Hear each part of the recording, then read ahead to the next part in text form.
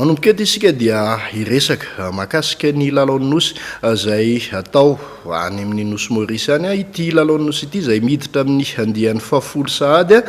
ny alohan'izay aloha dia ao resahantsika ny nanoloran'ny Hery Rasoamaramomaka folo tapitrisa Ariary ho an'ny Barean'i Madagasikara nandeha niatrika ity Lalaon'ny Nosy ity ny tenan'izay kandida hilatsaka filohan'ny Federasiona Malagasy ny taranja baolina kitra ny talata tolakandro teo moa no nanoloran'ny Hery Rasoamaramomaka izany folo tapitrisa Ariary ho an'ny Barean'i Madagasikara nandeha niatrika ny Lalaon'ny Nosy izany ity tompon'andraikitra ity izay nilaza fa tsy andrasana fahalanina ny fampirisihana eo amin'ny sehatry ny baolina kitra fa tokony hifaninanana ho an'ireo miara-miazakazaka ao anatin'izany toerany filohan'ny Federasiona Malagasy ny taranja baolina kitra izany.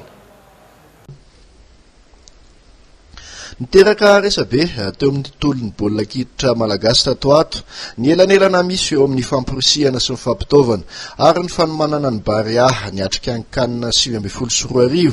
sy ny Barean'i hiatrika ny Lalaon'ny Nosy ary ny Barean'i manomana ny fifantsana ny shanina 20-10. Tozary tsy zarizary tokoa mantsy ny fanomanana ho an'ny ekipa pirenena jeu des îles sy ny shanina. Noho ny fahatsapahany izany elanelan'izany dia tonga nakahery sy nitsodrano ary nanolotra fampirisihana amin'ny tetina folo tapitrisa Ariary ho an'ny Barean'i hiatrika ny Lalaon'ny Nosy ataony amin'ny Nosy Maurice nanomboka ny 9 ka hatramin'ny 20 jolay ho avy izao atetsy amin'ny kianja Mahamasina nandritra ny fanazarantena Hery Rasoamaramomaka miaraka tamina filohana ligy vitsivitsy. Tam'izany no nilazany ity kandida ho filohan'ny FMF ity fa tsy andrasana fahalanina ny fandraisana andraikitra afanampiana ny baolina kitra malagasy.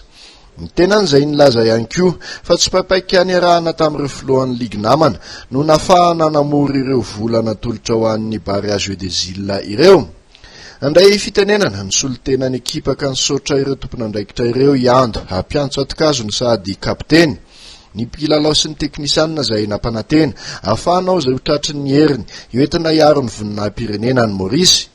Teo am-pamaranana moa dia nanipiteny ho an'ireo mpanenjika azy amin'ny tambajotran-tserasera Hery Rasoamaramomaka tokony hajanona ho izy ny fanenjehana fa ny fiarahamientana hanoanana ny baolina kitra malagasy no apetraka halara-pamehana.